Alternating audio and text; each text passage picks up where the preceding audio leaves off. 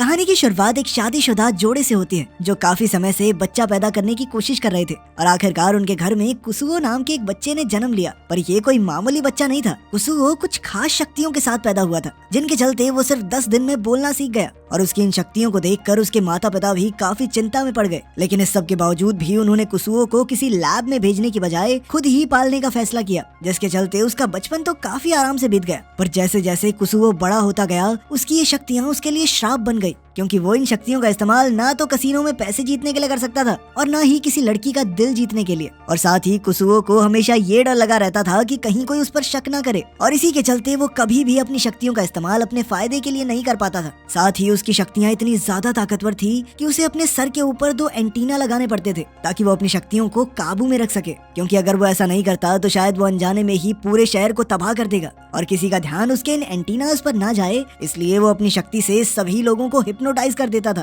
ताकि कोई उसके एंटीनास के बारे में पूछे ही ना। तभी एक दिन उसके स्कूल में टीचर ने ऐलान किया कि पीके हाई स्कूल फेस्टिवल का आयोजन अगले महीने होने वाला है और सभी बच्चों को इस फेस्टिवल के दौरान तमीज से रहने की हिदायत दी जाती है और ऐसा ना करने पर अगले साल से सभी इवेंट्स को बंद करने की चेतावनी दी गई। वैसे तो कुसुओ को इस इवेंट में कोई खास दिलचस्पी नहीं थी, पर इस इवेंट के दौरान वो हमेशा भीड़ से निकलकर अपने साथ कुछ समय बिता पाता था और वो किसी भी हाल में अपने इस टाइम को खराब नहीं करना चाहता था। और इसीलिए उसने फैसला किया कि वो इवेंट के दौरान सभी बच्चों पर नजर रखेगा ताकि कोई गड़बड़ी ना हो। इधर टीचर की क्लास से निकलते ही हीरो नाम का एक स्टूडेंट सामने आया और उसने अपने आप को खुद ही क्लास मॉनिटर के तौर पर नियुक्त कर दिया और अब उसका कहना था कि उनकी क्लास इस इवेंट में ओरिगामी एग्जीबिशन करेगी। पर उसके इस आइडिया से क्लास के कई बच्चे सहमत नहीं थे, क्योंकि वो इस इवेंट में कुछ और दिखाना चाहते थे।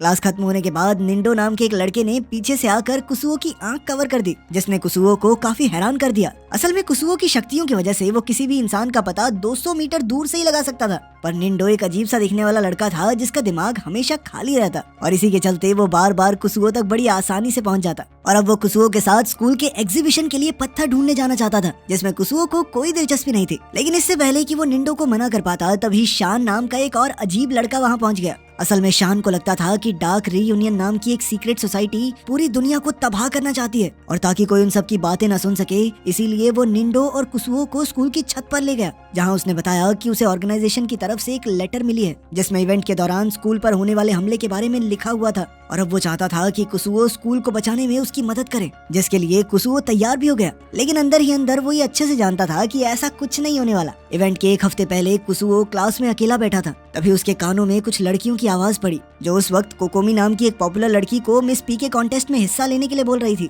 जिसके जरिए स्कूल की सबसे सुंदर लड़की चुनी जाती थी। और अपने आप को सबसे खूबसूरत समझने वाली कोकोमी ऐसा बर्ताव कर रही थी कि मैं तो इसके लायक ही नहीं हूँ, नहीं मैं कहाँ सुंदर हूँ, छोड़ो ना। वो बार बार अपनी किसी दूसरी दोस्त को हिस्सा लेने को बोल देती, पर जब कुसुओ ने उसका दिमाग पढ़ा तो वो तुरंत ही समझ गया कि कोकोमी ये सब सिर्फ इसलिए कर रही है क्योंकि वो जानती है कि वो बड़ी ही आसानी से ये कॉन्टेस्ट जीत जाएगी। उसका दिमाग पढ़ने के बाद कुसुओ ने कहा कि उसे कोकोमी में कोई दिलचस्पी नहीं है, पर वहीं दूसरी तरफ कोकोमी उसके पीछे पड़ी हुई थी, क्योंकि कुछ दिन पहले छुट्टियों के दौरान कुसुओ ने उसे बुरी तरह इग्नोर कर दिया था और कोकोमी बस अब ये जानना चाहती थी कि ये कौन है जिसने पू को पलट के नहीं देखा।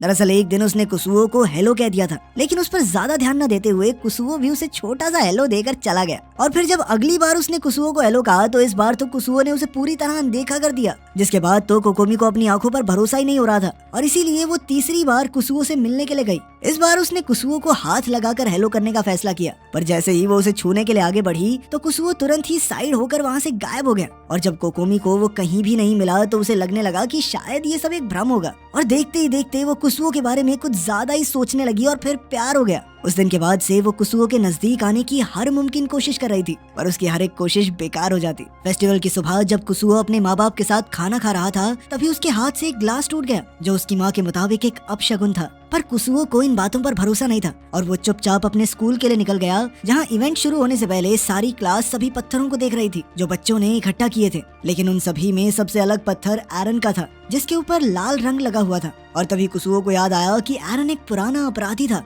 जिसे खुद को सुधारने के लिए स्कूल में भेजा गया था और हो सकता था कि उसके पत्थर पर लगा हुआ लाल रंग कोई मामूली रंग नहीं बल्कि असली खून हो। इसके बाद कुसुओ स्कूल कॉरिडोर में चला गया, जहाँ कोकोमी लगातार उसका पीछा कर रही थी और अब उसका प्लान था कि उसे किसी भी तरह कुसुओ के साथ कुछ पल अकेले में बिताने थे। पर वो इस बात से अनजान थी कि कुसुओ उसके दिमाग में चल रहे सभी प्लान्स को पहले से ही जानता है। तभी कोकोमी ने कुसुओ से बात करने की कोशिश की, पर उसी वक्त कोकोमी का एक बहुत बड़ा फैन क्लब भी वहाँ पहुँच गया और उसके फैंस ने उससे पीके ब्यूटी कॉन्टेस्ट में हिस्सा लेने की रिक्वेस्ट करना शुरू कर दिया। और इसी शोर का फायदा उठाकर कुसुओ चुपचाप वहाँ से निकल गया, जिसके बाद उसने खुद को एक मैजिक शो में टेलीपोर्ट कर लिया, जहाँ एक स्टूडेंट अपनी माँ के साथ मिलकर एक जादू दिखाने वाला था। और ये बात सुनकर कुसुओ को लगा कि शायद इसमें कोई गलती भी हो सकती है, और इसीलिए उसने अपनी शक्तियों का इस्तेमाल करने का फैसला किया। जादू की शुरुआत से पहले उस स्टूडेंट ने बताया कि असल में वो खुद को चेन से बांधकर उस लकड़ी के बक्से में बंद करने वाला था, जिसके बाद उसे 3 मिनट में वहाँ से गायब होना था, क्योंकि ठीक 3 मिनट बाद उसकी माँ उस बक्से में ब्लेड्स घुसाने वाली थी। कुसुओ को डर था कि इसमें कुछ गलत ना हो जाए, और इसीलिए वो खुद टेलीपोर्ट होकर उस बक्से में पहुंच गया।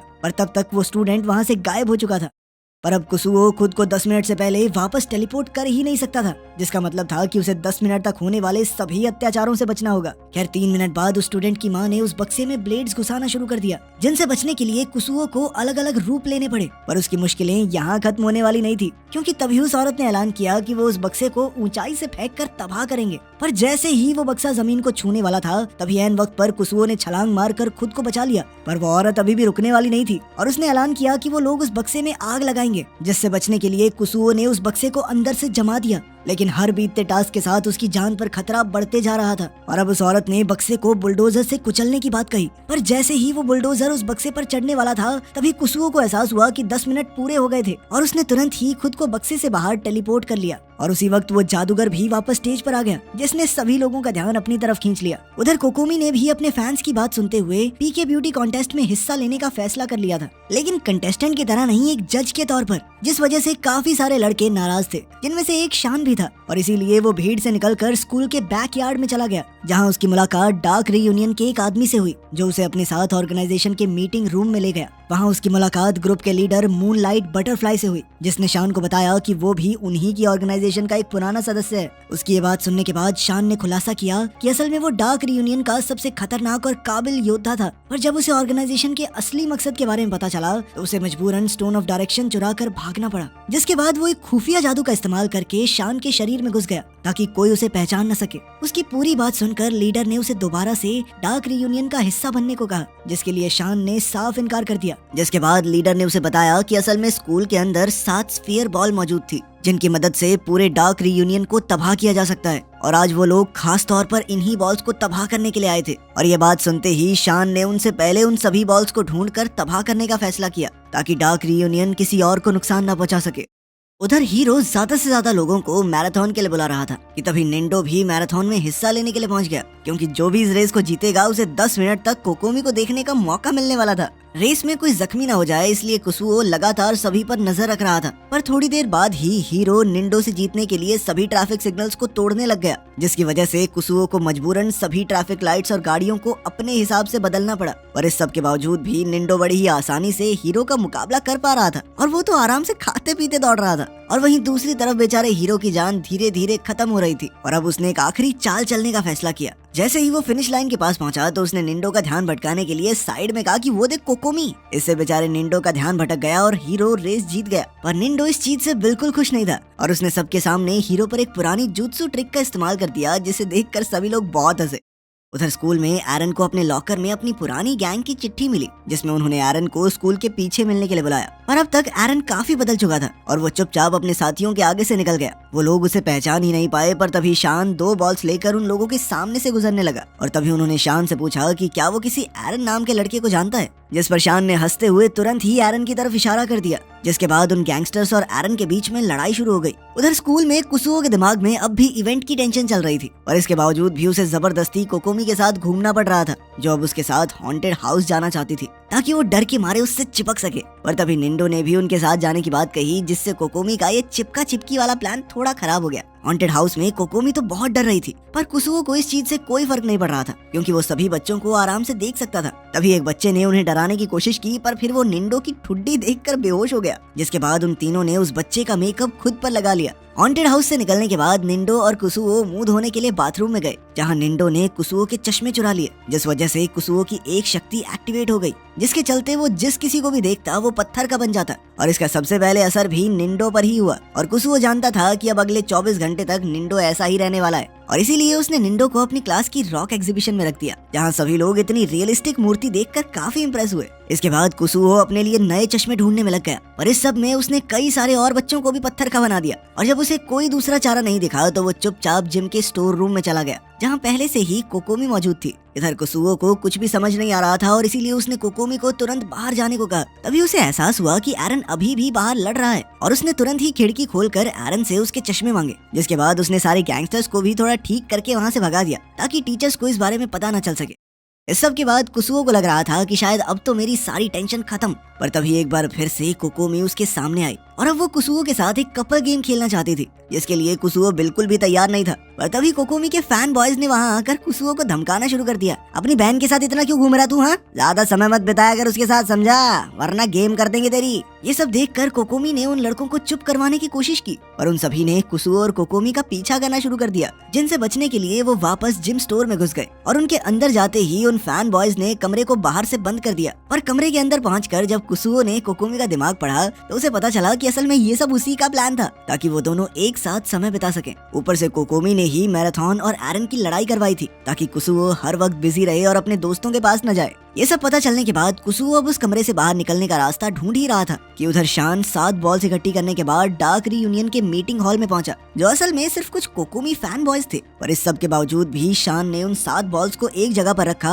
और फिर एक मंत्र पढ़ा, जिसके बाद अब उसे ऐसा लग रहा था कि उसने डार्क रीयूनियन ऑर्गेनाइजेशन को तबाह करके पूरी दुनिया को बचा लिया है। उधर एरन से बदला लेने के लिए पूरी गैंग वहाँ पहुँच गई, लेकिन अपने चश्मे कुसुओ को देने के बाद एरन को कुछ भी ठीक से दिखाई नहीं दे रहा था। पर जैसे ही वो लोग एरन पर हमला करने के लिए आगे बढ़े तो कुसुओ ने उन सभी को गायब करके समय में पीछे भेज दिया। पर अपनी शक्तियों का इतना ज्यादा इस्तेमाल करने के बाद कुसुओ के शरीर में अब जान खत्म हो गई थी और वो वहीं पर बेहोश हो गया, जिसके चलते उसकी शक्तियां भी कमजोर हो गई और अब कोकोमी को उसके सर पर लगे एंटीना दिखाई दे रहे थे और उसने अनजाने में एक एंटीना को बाहर निकाल दिया, जिसके बाद कुसुओ की शक्ति अब सीधा बाहर निकल रही थी, जिस वजह से पूरी दुनिया के सेंसर्स ने काम करना बंद कर दिया। तभी कुसुओ को दोबारा से होश आया और जब उसने एक बक्से पर हाथ रखा तो वो तुरंत ही टूट गया। ये देखकर कोकोमी काफी डर गई और उसने एंटीना को छोड़ दिया। और इधर जैसे ही कुसुओ को इस चीज का एहसास हुआ तो उसने तुरंत ही कोकोमी से अपना एंटीना वापस मांगा, लेकिन उसी वक्त कमरे की सारी दीवारें जमने लग गई, जिसे देखते ही कुसुओ समझ गया कि अब वो लोग धरती पर नहीं है। इसीलिए अब वो कोकोमी के बेहोश होने का इंतजार करने लग गया, जिसके तुरंत बाद उसने अपनी शक्ति से एंटीना वापस ढूंढा